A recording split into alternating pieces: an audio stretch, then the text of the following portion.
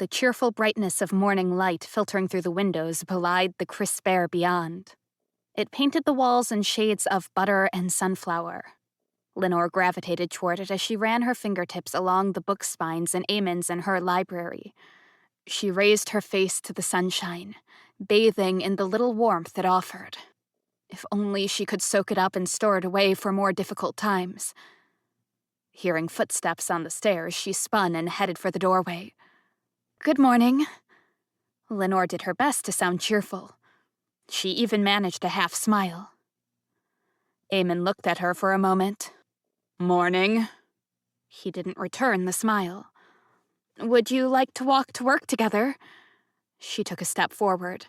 "I thought I might get an early start." "No, thank you."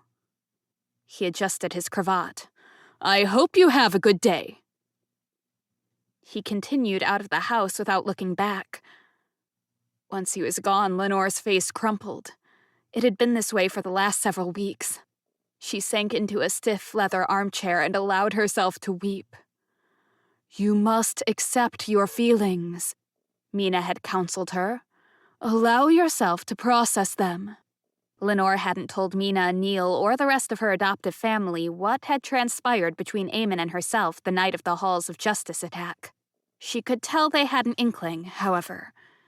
Eamon's anger at discovering Kieran's existence, followed by Lenore's increased presence in their home, must have told them enough. "What did he say?" Neil had asked, not long after that dark night.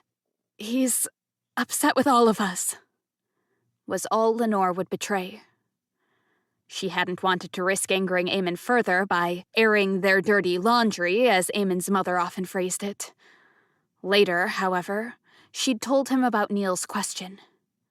Eamon had barely hidden his contempt. With Bitsy curled up in her lap and Majesty at her feet, Lenore allowed her mind to wander. A distant lone zeppelin glided by the window, possibly on its way to Boneport. She wondered if the passengers could see the sweep of white-clothed protesters spilling across the Parliament building lawns below. Their ranks had swelled after the enforcers had been given temporary extra funding in response to the attack. The thought weighed Lenore down even more. She tried to follow Mina's instructions, though Lenore's old thief self warred against it. "Stuff it down," the voice inside her said. "Don't let yourself break like this." She let loose another sob and pushed the instinct away. Lenore remembered her mother, the hope just before that small office wall had exploded. It hurt, but she let the pain pool inside her heart. Her loss was worthy of her tears, so she honored it. The sharp emptiness of the house cut into her heart. Thank the stars for Bitsy and Majesty. They were the only support she had left here. After Lenore had cried her tears into their coats, she opened her pocket watch.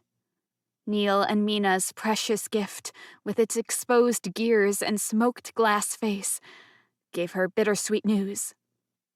Given that she'd risen early to catch Eamon, she'd be right on time. Camilla shifted her doctor's bag to one hand and knocked on the gray-blue door. She chanted the prayer that had become a ritual with these visits. Please let him wake up today. Every day that Falcon remained unconscious eroded hope for his recovery. Camilla cursed the explosive that had blown him off that window at the Halls of Justice. The event had killed hers and Lenore's mothers, Adele and Twyla, and left Falcon comatose, though only Camilla and a few others knew the full truth of it. She focused on the door to recenter her thoughts. Its knob was black, the trim white. Falcon's mother had painted it to resemble a blue jay's plumage. The door opened, revealing Falcon's father, Scholar Jacob Smoke. Without preamble, he informed her, "No change since the other day." Camilla's heart sank, but she molded her expression to one of comforting encouragement. Following a gesture from Scholar Smoke to enter, she headed straight down a corridor into Falcon's makeshift sick room.